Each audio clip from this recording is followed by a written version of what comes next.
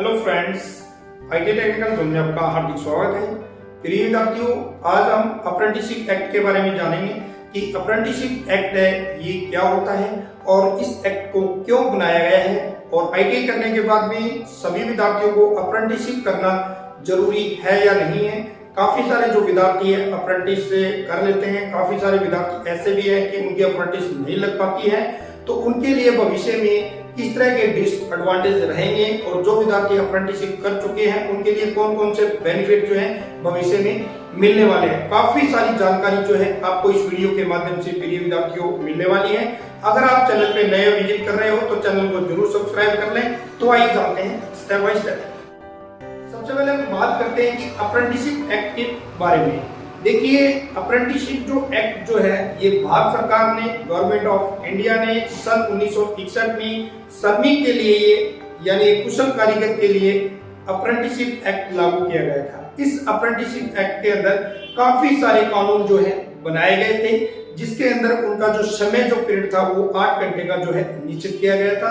Apprenticeship जो भी विद्यार्थी कर रहे हैं उनको एक छुट्टी यानी पर महीने की दी जाएगी और जितनी भी गवर्नमेंट हॉलीडे जिस कंपनी के अंदर या फिर जिस संस्था के अंदर आप काम कर रहे हो, जो और कर्मचारियों की छुट्टी हो वो भी आपको छुट्टी समय समय पे मिलती रहेगी। उसके अलावा कैंटीन फैसिलिटी है, आपकी यूनिफॉर्म की फैसिलिटी है और मेडिकल की फैसिलिटी है। सारी जो फैसिलिटी है सन 1961 का जो एक्ट था, अधिनियम था, उसके अनुसार ये एक्ट बनाया गया था। अप्रेंटिसशिप को हिंदी में प्रशिक्षक कहा जाता है। तो काफी सारे विद्यार्थी ये सोचते हैं कि अप्रेंटिसशिप ये गवर्नमेंट जॉब है या ट्रेनिंग है, क्या है?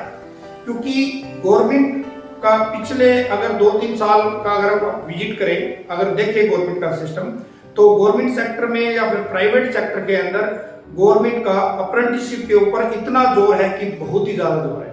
ठीक है ना।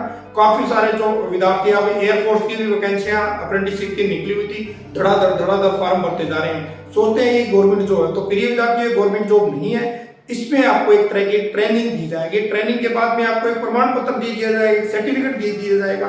उसके बाद में आपकी अप्रेंटिसशिप की परीक्षा भी ली जाती है, उसका भी एक आपको सर्टिफिकेट दिया जाता है।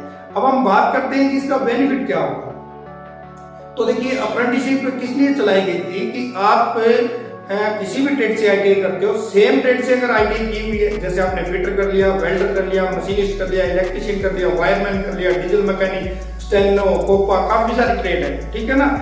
सेम ट्रेड का अगर आपको करियर मिलता है तब अप्रेंटिसशिप का काफी बेनिफिट आपको होने वाला है। लेकिन पिछले साल 2-3 साल पहले की अगर हम विजिट करें, ठीक है ना, पिछले 5-6 साल अगर हम देखें अप्रेंटिसशिप का दौर, तो उसके अंदर गवर्नमेंट ने क्या है कि बिल्कुल मिक्स सा सिस्टम कर दिया है, जिसमें विद्यार्थियों को कोई बेनिफिट नहीं हो रहा है। ठीक है ना।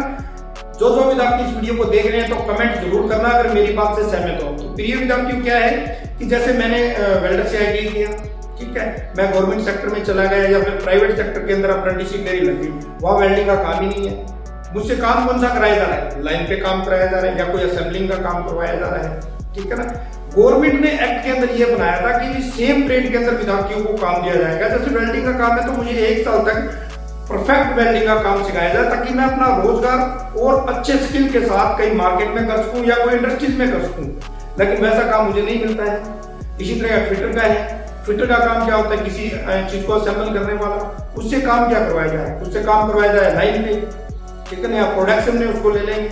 इसी तरह इलेक्ट्रिकल का काम है। इलेक्ट्रिकल का क्या काम रहता है? किसी भी मेंटेनेंस डिपार्टमेंट में चले जाओ, वहां उसका काम रहता है। लेकिन इस तरीके का कोई काम नहीं करवाया जाता है।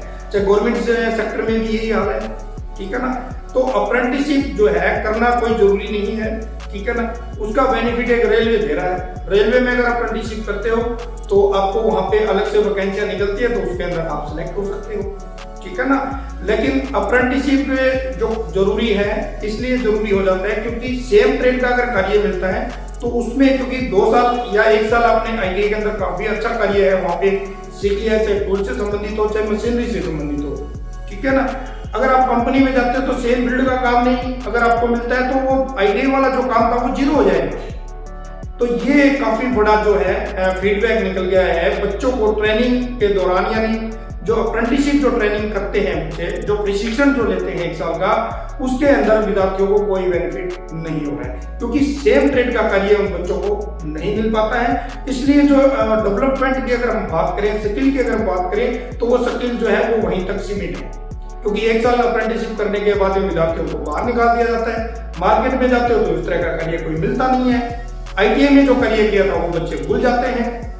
अब बच्चा कहाँ जाए?